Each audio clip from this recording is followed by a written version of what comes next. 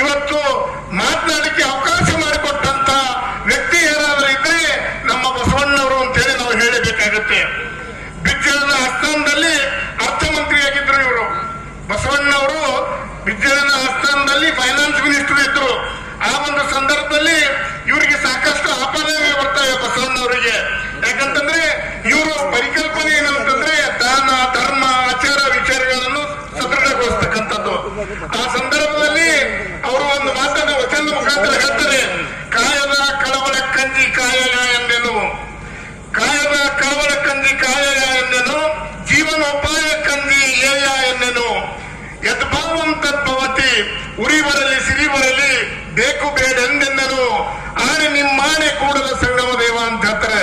ಅಂದ್ರೆ ಇದರ ಅರ್ಥ ಏನು ಅಂತಂದ್ರೆ ಕಾಯದ ಕಳವಳ ಕಂಜಿ ಕಾಯಯ ಎಂದೆನು, ನನ್ನ ಶರೀರ ಕಂಜಿ, ನಾನು ದೇವರಿಗೆ ಕಾಯಪ್ಪ ನನಗಂತ ಯಾವತ್ತೂ ಕೂಡ ನಾನು ಹೇಳೋದಿಲ್ಲ ಅಂತಕ್ಕಂಥ ಮಾತನ್ನು ಹೇಳ್ತಾರೆ. ಜೀವನೋಪಾಯ ಕಂಜಿ ಏಯ ಎಂದೆನು, ಜೀವನದ ಏನೋ ನಾವು ಜೀವನ ನಡೆಸ್ತೀವಲ್ಲ ಅದಕ್ಕಾಗಿ ನನಗೆ ಏನಾದ್ರೂ ಕೊಡುವಂತ ನಾನು ದೇವರಲ್ಲಿ ಯಾವತ್ತೂ ಕೇಳ್ಕೊಳ್ಳೋದಿಲ್ಲ. ಉರಿ ಬರಲಿ ಸಿರಿ ಬರಲಿ ಬೇಕು ಬೇಡ ಎಂದೆನು, ನನಗೆ ಆರೋಗ್ಯ ಕೆಡಲಿ ಅಥವಾ ಸಿರಿತನ ಬರಲಿ ಶ್ರೀಮಂತಿಕೆ ಬರಲಿ ಯಾವತ್ತೂ ಕೂಡ ನಾನು ದೇವರಿಗೆ ಬೇಕು ನನಗೆ ಬೇಡ ಅಂತಕ್ಕಂಥ ಮಾತನ್ನು ಹೇಳೋದಿಲ್ಲ.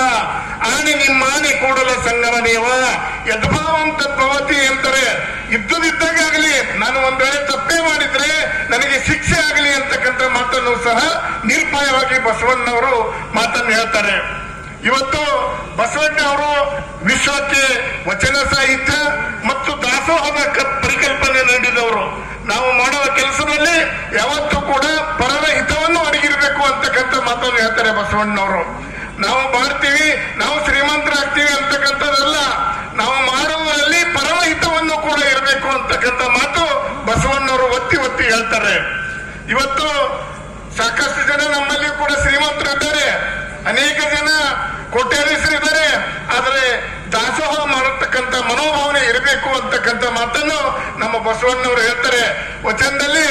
ಬಚ್ಚಲ ನೀರು ತಿಳಿ ಇದ್ದನೇನು ಫಲ, ಸಲ್ಲದ ಒಂದು ಎಲ್ಲಿದ್ದನೇನು ಫಲ, ಆಕಾಶದ ಫಲ ಕೊಯ್ಯಲಿಲ್ಲ ಮೆಲ್ಲಲಿಲ್ಲ, ಕೂಡಲ ಸಂಗನ ಶರಣರ ಅನುಭವ ಇಲ್ಲದವರು ಎಲ್ಲಿದ್ದನೇನು ಫಲ ಅಂತಕ್ಕಂಥ ಮಾತನ್ನು ಹೇಳ್ತಾರೆ. ಅಂದ್ರೆ ಬಚ್ಚಲ್ ನೀರು ತಿಳಿ ಇರ್ತಾವಂದ್ರೆ ಕುಡ್ಲಿಕ್ಕೆ ಬರ್ತದ? ಬರೋದಿಲ್ಲ.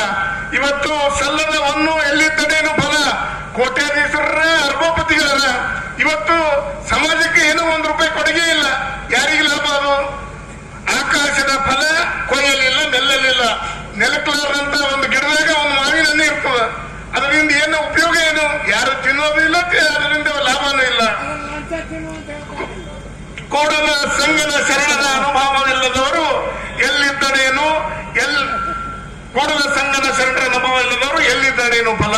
ಅಂದ್ರೆ ಕೂಡಲ ಸಂಗಮ ದೇವರ ಏನು ಆಚಾರ ವಿಚಾರಗಳು ನಮ್ಮ ಜೀವನದಲ್ಲಿ ಇಲ್ಲದೇ ಇದ್ದರೆ ಏನು ಲಾಭ ಅಂತಕ್ಕಂಥ ಮಾತನ್ನು ಇವತ್ತು ವಚನಗಳ ಮೂಲಕ ಬಸವಣ್ಣವರು ಬಹಳ ಸೊಗಸಾಗಿ, ಅಂದ್ರೆ ಬಸವಣ್ಣವ್ರ ಕಾಲದಲ್ಲಿ ಅನೇಕ ಜನ ಶರಣರಾದರು. 770 ಅಂತಂದ್ರೆ ಕುಲಕ್ಕೊಬ್ಬ ಶರಣರು ತಯಾರು ಮಾಡಿದ್ರು ಬಸವಣ್ಣವರು.